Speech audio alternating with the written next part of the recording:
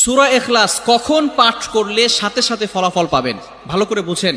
সূরা ইখলাস হচ্ছে পবিত্র কোরআনুল কারীমের ভিতরে ছোট সূরাদের ভিতরে অন্যতম একটি সূরা। তবে ফজিলতের দিক থেকে সূরা ইখলাস হচ্ছে গুরুত্বপূর্ণ ফজিলত, এবং এই সূরাটা এমন একটা সময় আল্লাহ পাক রব্বুল আলামিন নাজিল করে দিয়েছেন যখন আল্লাহ রাসূল সাল্লাল্লাহু আলাইহি ওয়াসাল্লাম দ্বীনের প্রচার করতে লাগলেন।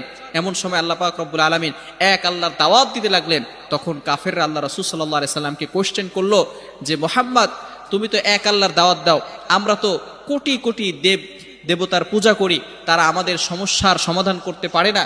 তুমি যে আল্লাহর দাওয়াত দাও সেই আল্লাহ কয়জন এবং সেই আল্লাহর সন্তান আছে কিনা?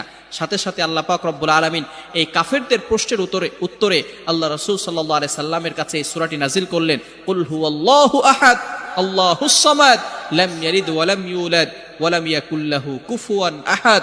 আল্লাহ পাক রব্বুল আলামিন এক, অদ্বিতীয়, এবং আল্লাহ